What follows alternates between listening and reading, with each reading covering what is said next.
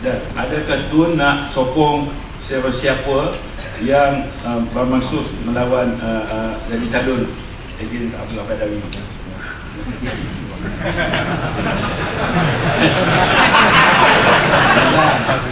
Saya punya pendapat, kalau sesuatu orang tu dia jadi pemimpin di peringkat mana pun, kalau dia tak buat sesuatu yang baik bagi anu, dia tidak harus disokong. Saya tak sokong dia.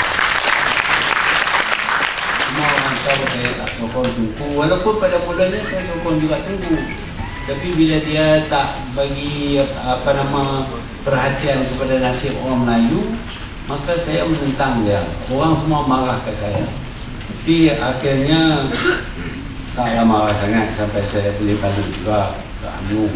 Jadi kalau Pak Allah tak berubah, dia buat cara ini juga, lagi ada lagi keluarga dia di situ, saya ingat saya tak boleh sokong.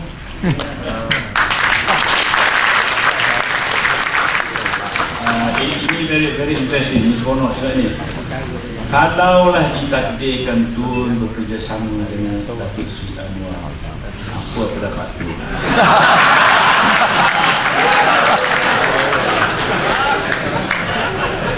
Ya, ini satu usaha dibuat untuk menunjuk bahawa saya ini zalim. Saya telah masukkan dalam penjara seorang yang tak salah. Gunanya dia tak salah, yang ditepati oleh sebuah badan hakim. Sekarang ni dia dah su saya, dia dah ada sama malu kepada saya. Dia nak saya bayar 100 juta ringgit. Saya kena bayar 1 juta ringgit, bankrupt tak ada 100 juta ringgit. Jadi saya payahlah nak terima orang ini, kerana dia memburukkan nama saya sehingga ke Timur Tengah. Macam-macam dia kata kepada saya.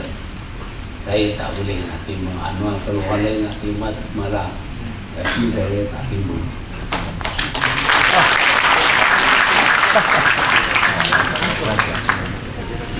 Bolehkah Tun huraikan apa perjanjian dengan Abdullah Badawi sebelum Tun letak jawatan? Dan apakah maksud Tun ikan dari belakang? Zarinan Zavini, Kota Baru. Ya, kita berada bersama-sama dalam kabinet dan kita membuat keputusan bersama-sama. Justru itu kita harus teruskan dan kita langsungkan segala keputusan yang dibuat dalam kabinet. Ada juga lain daripada itu yang dia kata dia akan teruskan. Tak payahlah saya sebut apa dia. Projek jugalah yang baik bagi Malaysia, dia kata dia akan buat, tapi dia tak buat. Dia sebaliknya batalkan benda ini. Jadi adalah satu yang salah. Kalau kita janji, kita mesti tunaikan janji, tapi dia batalkan. Dan saya dapati dia tak pegang kepada janji.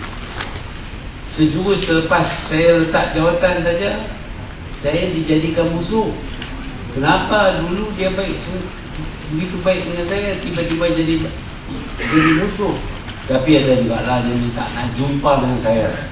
Dia sampai di Jepun turun daripada atas, tingkat atas, pergi ke bilik saya, jumpa dengan saya. Jadi lepas itu kudunya selesai. Tak selesai. Bagi saya bukan pasal kejumpaan. Ini bukan kerana saya bersalam dengan dia, tak salam dengan dia. Ini soal benda-benda yang dia lakukan yang tak baik. Ini perlu diperbaiki, barulah kita boleh selesai. Kalau tak perbaiki benda ni, kita tak boleh selesai. Di antaranya ialah sila gugurkan orang-orang seperti Brandon Taniga apa semua ini daripada surat khabar. Ini surat khabar kita punya. Orang ini pula cakap bagi orang Melayu. Saya nak tahulah dia ni Melayu ke tak. Dia potong rambut saja, lain tak potong.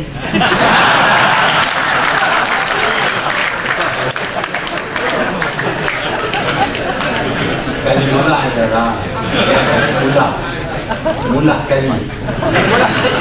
Tapi dia punya jiwa adalah jiwa Singapura. Semasa dia dipilih oleh Cik Rafa untuk menjadi press secretary Cik Rafa, pihak polis menasihatkan supaya dia tidak diambil kerana ada bukti-bukti bahawa dia adalah ejen Singapura. Saya tak tahu ini, saya dengar saja.